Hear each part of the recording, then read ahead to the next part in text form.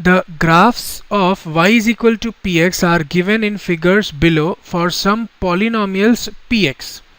Find the number of zeros of px in each case.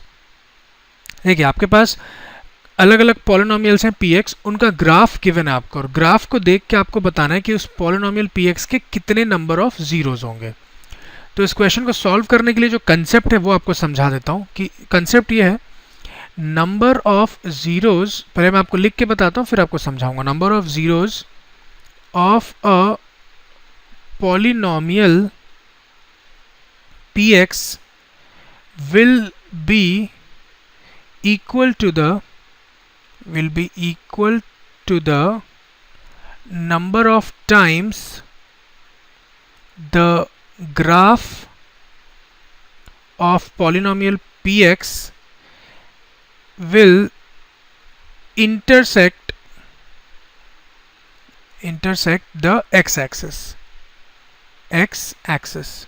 इस concept को आपको use करना है। मतलब क्या कि जो पॉलिनोमियल px का ग्राफ गिवन है वो x एक्सिस को कितनी बार इंटरसेक्ट कर रहा है, बस वो आपको चेक करना है। जितनी बार वो x एक्सिस को इंटरसेक्ट करेगा उतने उसके नंबर ऑफ जीरोज होंगे। ठीक, तो फर्स्ट केस में अगर आप देखें फर्स्ट सेक्शन में ये जो ग्राफ है ये x एक्सिस को किसी भी पॉइंट में इंटरसेक्ट नहीं कर रहा है। ठीक है, the graph of polynomial px is not intersecting x axis at single point, कहीं इंटरसेक्ट नहीं कर रहा। Therefore we can say that the number of zeros is zero as the graph does not intersect x axis. तो इसके जो number of zeros होंगे वो भी कितने, जीरो। इसकी बात करें तो ये सिर्फ एक पॉइंट पे इंटरसेक्ट कर रहा है एक्स एक्सिस को, देयरफॉर इसके नंबर ऑफ जीरोज कितने होंगे, 1। इसकी बात करें तो यहाँ इंटरसेक्ट किया उसने, यहाँ और यहाँ 3 पॉइंट्स पे उसने इंटरसेक्ट किया एक्स एक्सिस को, इसलिए इसके नंबर ऑफ जीरोज कितने होंगे, 3।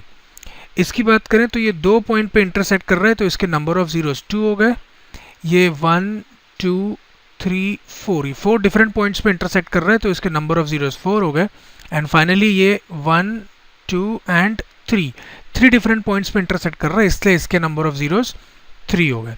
सिंपल क्वेश्चन था, इजी क्वेश्चन था। सिर्फ आपको इतना मालूम होना चाहिए कि जो पॉलिनोमियल px का ग्राफ है वो कितने पॉइंट पे इंटरसेक्ट कर रहा है एक्स एक्सिस पे, उतने उसके नंबर ऑफ जीरोज होते हैं। That's it.